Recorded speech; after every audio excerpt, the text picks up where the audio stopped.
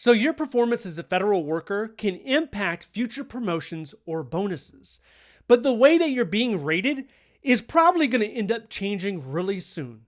So, OPM just finalized a rule that's focused on senior executives, but it's going to trickle its way down to the rest of the federal workforce. And the big news here is it's removing the ban on forced distribution. Forced distribution, what is that? That is where you're saying only a certain percent of individuals can get the top rating. So everything, if you're looking at it, let's say top rating, level 5, outstanding. Only 20% of the individuals that you rate can fall into that rating. Level 4, you can only have a certain percent there. Level 3 is a greater percent, and so on. People perceive it to be unfair. Why? Well, you rise or fall to your peers. So there was a time I was in Missouri. In Missouri, my peers, they outshined me. They were highly competent individuals that performed at a high level. And because of that, I looked less than. Now, when I went to Hawaii, my peers, they weren't as competent, let's say. They weren't as proficient. So I looked a lot better. My performance and my level of competency, they didn't change from Missouri to Hawaii.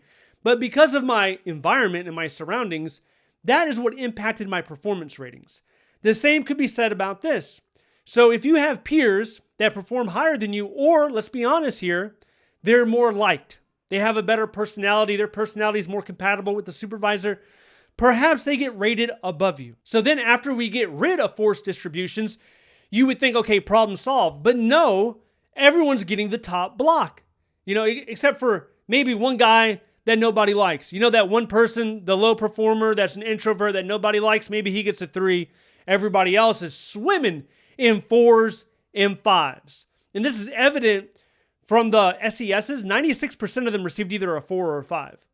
And that can't be. There's over 8,000 SESs. All 8,000? You're telling me that all of them are 4s and 5s? You're out of your mind. And some people get confused and say, well, these are senior executives, so they all have to perform at a top level. Do you understand what it takes to get to that level? And I would say, you're way off. Because I don't care if you're a senior executive, if you're a colonel, if you're a general, there's still misconduct. There's still people that are phoning it in, dragging their heels, not doing what they're supposed to do. Just because you make it to a high rank doesn't mean that your performance follows you all the way up. People get DUIs. People have toxic leadership styles, all of it. And it's just this common thing that people think about. Oh, these people are colonels. Obviously, they must have a certain maturity level. You stick 5 or 6 colonels in a room together alone, they're going to act like schoolyard kids. They're going to be like, playing pranks and calling each other names. It's ridiculous. And this new rule is also supposed to eliminate any and all DEI, diversity, equity, inclusion elements in the performance management plan. So all of that's supposed to be pulled out. Now, before, it could be weighted up to like 20%, 25%, just depending on the executive.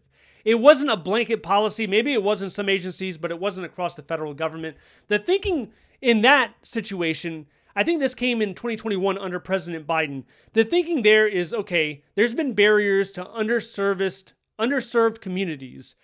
And they figured that if the executive was being held accountable, that the executive would help remove some of those barriers. And some of the things that were pointed at is if you look at SESs, 75% or over 75% happen to be white. And some people, they say that there's like a glass ceiling after after GS13, GS14, there's a glass ceiling. So it's really hard for a minority to become a GS15, but more so an executive. It's hard for a minority to become an executive. And they call that the glass ceiling. They wanted to do something about that. So instead of the DEI element, that is being replaced with another element that basically suggests how much have you done to help implement the president's agenda and policies. So executives are going to be rated on that. I think it has to be at least 25%, so it's pretty significant. Now, the idea with all of this is to create a culture where getting a 3, a fully successful, it's valued. Like, okay, I did a good job. That's a great thing. I'm fully successful. And 4 and 5s are reserved for the top performers.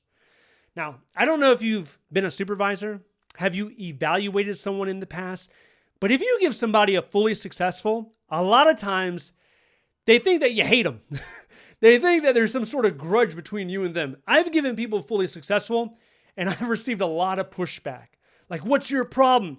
All sorts of those things, because it's a kind of an unspoken thing that most people get 4s and 5s. Most people are trying to unlock their monetary performance bonus.